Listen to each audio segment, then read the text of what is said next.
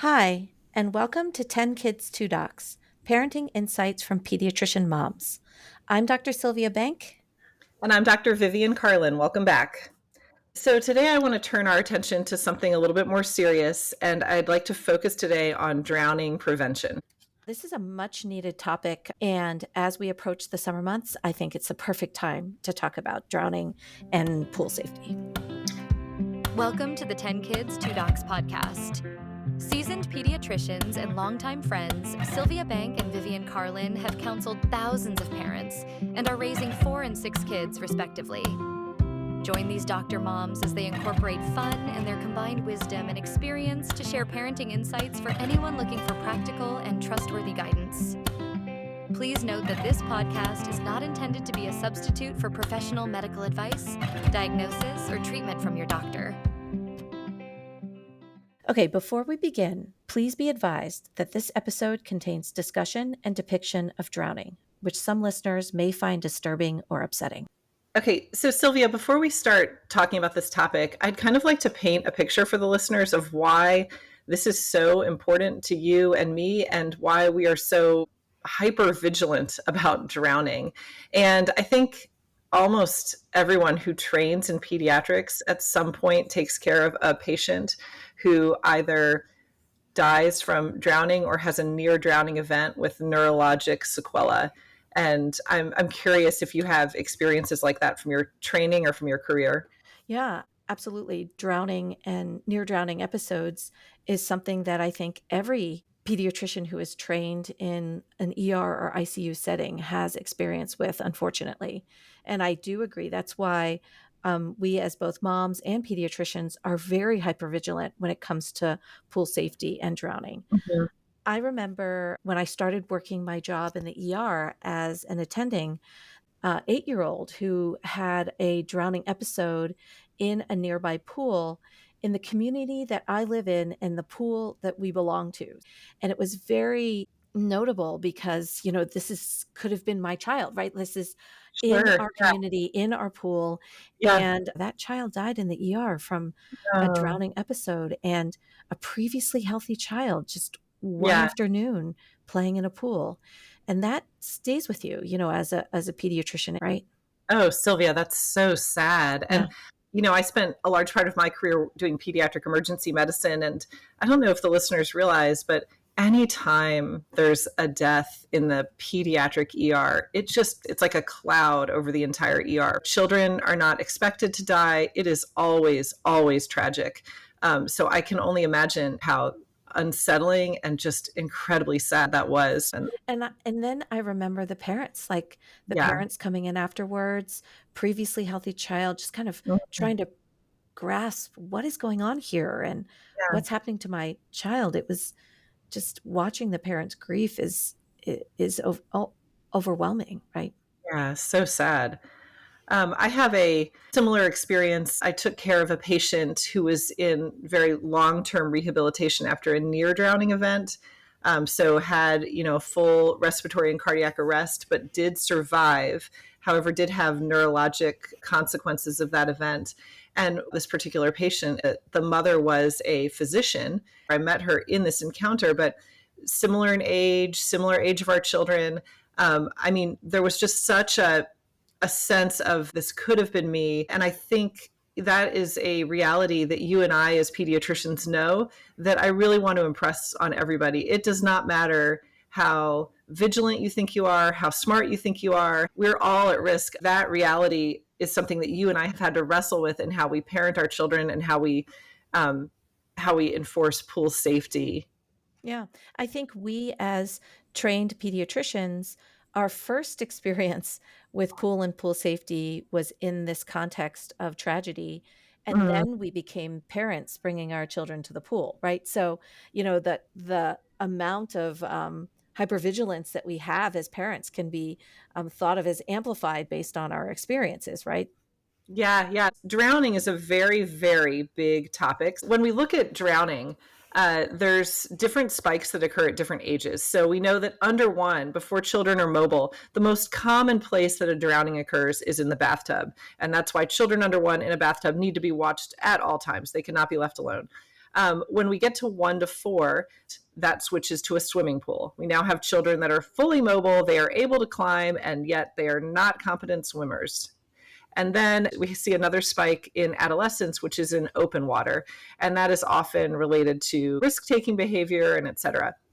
So in order for us to do justice to any of these drowning events, I want to narrow our focus. And today, as we're going into summer, I want to talk about pools. The majority of drowning cases by far occur in this 1 to 4 age group, and they occur in swimming pools. So we're going to narrow our focus to swimming pools. Hopefully we can get to these other risk categories at some other episode. And I want to narrow it even further because there's 2 situations in which drownings occur in swimming pools. The first is during swim time, right? When people are at the pool swimming with their children. The second is when it is not swim time and a child or a toddler wanders into a pool where no one is supposed to be swimming. So I want to divide out those 2 categories. And I think for our first episode, I'd like to focus on pool safety during swim time. Do you have any stories to share about your experience with pool safety? Oh, okay. I do have a very vivid, memorable experience of this whole concept of safety during swim time. And this situation that I was in, I was at a friend's house that lived out of town, and there were a few families gathering together. And between us, I think we had maybe 12 children, and a bulk of them were in this high risk range, ages, 1 to 5 or so. And we were all sitting at their backyard pool, and I was sitting on the edge. And I remember looking over to the deep end, and something caught my eye, and I realized it looked like a child was floating in the water. And right at the same time as this caught my attention, and I was getting up from my seat to go see what was going on, a parent that was in the pool saw this child and started yelling the child's name and pulled the child out of the water. And when the child was pulled out of the water, I think the moment that is most memorable to everyone who was there is that this child was just limp. And I don't want to say blue, but just ashen gray limp. Terrifying, totally terrifying.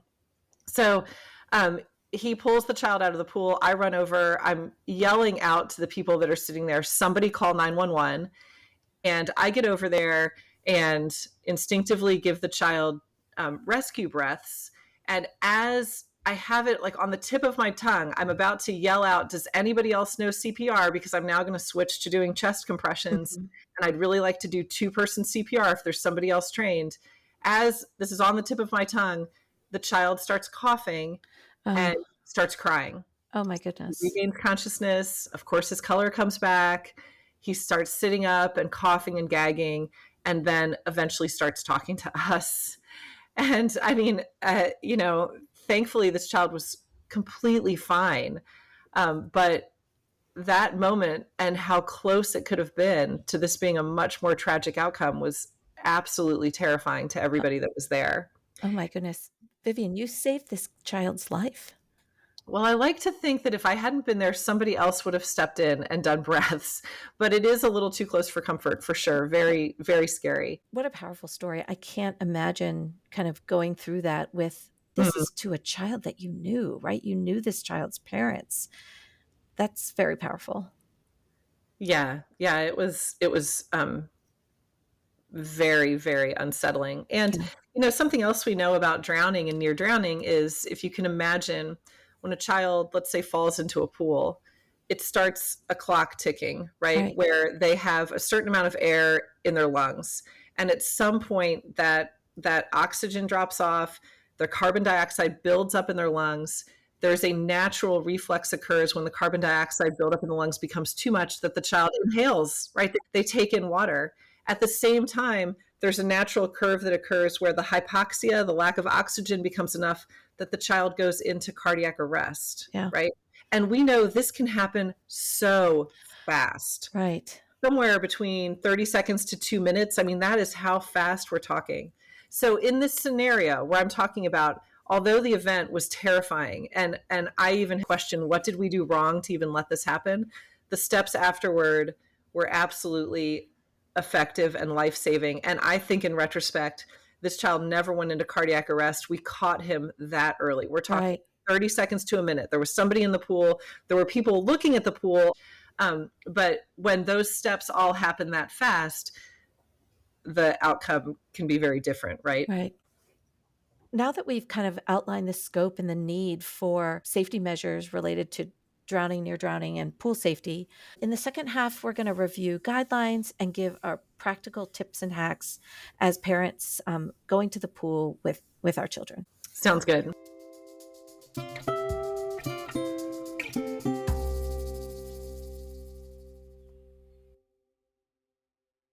There are several layers of protection that the AAP recommends for parents. Yeah, so one of the resources I like that really dovetails nicely is the National Drowning Prevention Alliance, NDPA. You can find their website.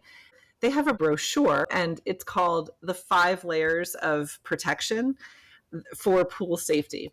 Okay, the first one is barriers and alarms. We're going to get to that in another episode, and that is all geared towards pool safety when it is not swim time. Mm-hmm. The next 4 are all related to pool safety when it is swim time, right? Supervision, water competency, life jackets, emergency preparation. For supervision, I do love the idea of designating a water watcher. Right. Specifically, an adult who will pay constant attention to children in the water. And this adult is literally only doing that. They put down their cell phone, they avoid other activities and conversation, they supervise even if there's a lifeguard present, and they're not under the influence of drugs or alcohol at the time that they're the water watcher. The NDPA actually even has bands that you can order as a resource for parents where you're just passing this armband around so that people know, like, my job right now is to watch the water. And I can think of times in my parenting where, I had friends who had children very much the same ages as mine. I had friends who had a lot of children like I did. And I can picture times where we were at a pool and there were lots of children in that 1 to 5 age range, right? But I love the idea of just this so intentional, purposeful, designating a water watcher and passing around this wristband for certain shifts. Because even as adults, this was kind of goes back to my story about the fellow physician that I met.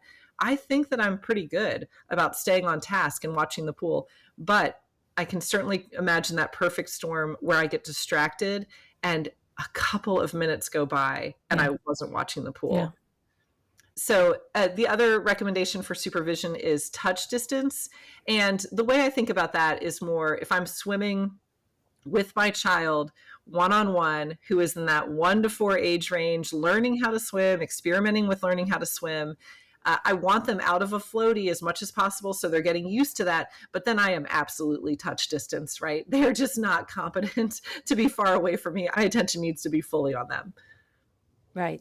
Like you can reach down. If they splutter too long, you can just pull them right up out of the water, right? That's touch distance. Yes. So number 3 here is water competency. Right. Swim lessons for toddlers are the first step towards water safety. By age 4, most children can usually learn basic water survival skills, such as floating, treading water, getting to an exit point. And by 5 or 6, most children can start mastering that freestyle front crawl stroke. So why don't you tell me what was your method for teaching your children to swim? What was your philosophy? Sure. So swimming and teaching our children to swim was a big priority in my parenting. I want to say 3 years old, where we started our very first one-on-one swim lesson offered by our community association. And it was just basically a teenage swim instructor who was very enthusiastic, peppy, and fun, who did this, standard way of teaching toddlers how to swim that started with blowing bubbles, putting your head under the water, just basic holding your breath when going under. And we did that for each of our children, the summer that they were around 3 or 4 years of age. And then following that, we actually moved towards kind of just my husband and I doing swim, where we would go to the swimming pool almost once a week. My husband would be in the pool kind of using those skills and getting our kids to start swimming, whether or not it was a little doggy paddle, whether or not it's big arms, but some sort of way of swimming across the pool. And after they got across the pool, any way, shape, or form, it wasn't very pretty. It wasn't like an official stroke.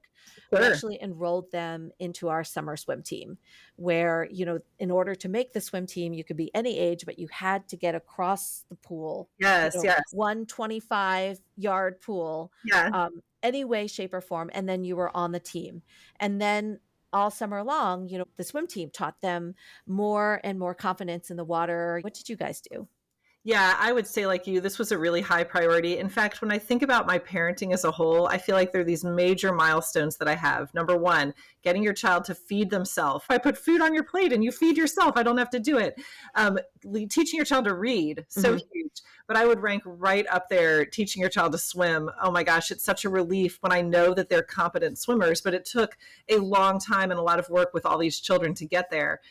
We have great group swim lessons pretty close to our house that we started them all out in. And then, like you, once they got to that point that they could, and if it wasn't pretty, that they could go across the pool, we would send all of them to our like local just summer swim team, which was, enthusiastic college students. And it was definitely the most bang for our buck as far as cost. And then you're getting a swim lesson every day. So that's where they really developed a lot of competency. I did have one that was a little more tricky. And for him, he really needed to be in a class that was teaching him to go under and then roll onto his back. And this particular child who really needed to swim using that technique of rolling on his back, we would do those swim tests where, to be at this pool or whatever, you without a life jacket, you have to swim the 25 yards. And I would always tell the teenage lifeguard, he's going to look like he's drowning. Trust me. He's not. I'm right here. I'm going to watch him the whole way. Trust me. He's going to get across this pool. And he did. And he doesn't do that anymore. He can swim much better now, but it was a little dicey for a while. Yeah. Like a different learning curve, right? That was very much our method. Huge priority. We need to be in the pool during the summer because it's hot. We're at the pool all the time. And there was such a sigh of relief when everybody could swim. Yeah. So I just want to acknowledge that there are a lot of people in the United States who live in urban areas that don't have access to pools. And I just want to mention that there's resources for them too. I was in New York City with one of my kids, and we were at this mall, within New York City walking around. And in this mall, there was a goldfish swim school. Yes. Like in the mall. Yes, I remember there was a strip mall near my mom's house that had like a five and dime store or something. And like a decade later, it became a swim school. Yeah. Thinking, how did somebody architect that? Like, how do you turn that store that I've walked into a pool? I think it's genius because it gives people who don't have, ready access to pools, the ability to teach their kids water competency and swimming. Right, exactly. So, again, in this concept of how to keep our children safe when we are at the pool during pool time, we talked about supervision with touch distance and the water watcher. We talked about water competency and the importance of swim lessons. Let's talk about life jackets. Yeah. The AAP recommends to put a child in a properly fitted U.S. Coast Guard approved life jacket when around or near water. Do you have experience using life jackets in pools? I think life jackets had an important role in my parenting and pool safety. And let me explain. So we know life jackets do not help with water competency. I mean, they actually can create like a false sense of protection. I did have one of my children who was 4. I had him in his life jacket because there were so many kids around and I didn't feel like he was that competent yet. And I remember he told me a story of how that we got out of the pool, he had lunch. We were all sitting there having lunch. And then he just instinctively ran over and jumped in the pool, but he had his life jacket off, right? He had forgotten his life jacket on. Thankfully, he could swim good enough. He got to the edge, but it shook him up because he was expecting the life jacket and he just went under and he wasn't expecting that. In his description, it was a really good description of that false sense of security with the life jacket. Yeah. But where I found life jackets really helpful. I mean, at one point, I had 6 children, 9 and under. So I probably had 3 in that high risk age range at once. And if I could work with them one-on-one in the pool, touch distance, no life jacket, like let's do that. But there were so many times where I really needed to be more water watcher and I'm keeping my eye on all of my children. And if I'm one-on-one with somebody, I'm distracted and I'm not paying attention to everyone.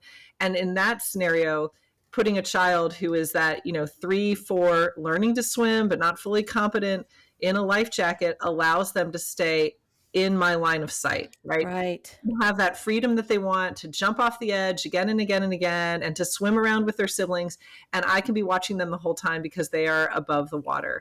The other scenario I feel like a life jacket was helpful to me in was kind of what I described with my 4-year-old. Until my children could stand in the shallow end, if we were in a scenario where there were a lot of kids, Yeah. like a party or like a summer camp, I would put them in a life jacket, because it's one thing to be able to swim 25 yards uninhibited or 25 meters uninhibited across a pool. It's another thing to be roughhousing with like 15 5-year-olds and stay above water, right? So that was another scenario where I would use the life jacket is you can swim pretty well, but not when you're roughhousing like this and you're not always over to the edge. No, that sounds like a perfect use for that. Okay, so Sylvia, again, when we talk about these layers of protection, the ones we're talking about today, last one is emergency preparation. And I hit on that with the story that I told, but you activate 911 fast. You ideally, if somebody is there and can perform CPR, we know that in all scenarios, bystander CPR absolutely, absolutely saves lives. Yeah. The AAP recommends parents get CPR certified. Sometimes seconds, can make a big difference. And if parents are available and know how to perform basic first CPR, then that could be life-changing and outcome-changing as well. As I'm perusing the NDPA brochure on emergency preparation, one of the points that they make, I've heard the AAP make this point too, I think it's a very good one, is that if a child goes missing, you always, always check the pool. Right. You always check the pool first. Right. I mean, I want to reiterate again that you and I used pools during the summer as a way to have fun, to keep our kids active, to teach them new skills. And pool time can be super fun, right, for a family. Yeah. Love pool time. Yeah. And I don't want to discourage people from going to the pool and enjoying the pool, but I want people to understand that this is, a recommendations on how to be safe while doing that, right? Yeah. I hope that this gives our listeners something to think about. It gives them that feeling of needing to be vigilant, that this, unfortunately, I don't even think we've said this yet, but in this 1 to 4 age range, the leading cause of death is drowning. So super important that we're talking about this. Yeah, absolutely. Yeah. So I think for summary, it's really what we've said again and again on this episode. There's layers of protection for pool safety, adult supervision, water competency and swim lessons, life jackets, and then emergency preparation. This has been a great discussion just to kind of, as we approach the summer, frame of mind that parents should be thinking in creating a safe environment related to pool and pool safety. Yeah, this is 10 Kids, 2 Docs. I'm Dr. Vivian Carlin. And I'm Dr. Sylvia Bank. See you next time. Thank you for listening to 10 Kids, 2 Docs, hosted and created by Sylvia Bank and Vivian Carlin. If you enjoyed this episode, please subscribe and recommend our podcast to other listeners. Visit our website at 10kids2docs.com, where you can find links to social media and leave comments or suggestions. Back next week with more topics in parenting.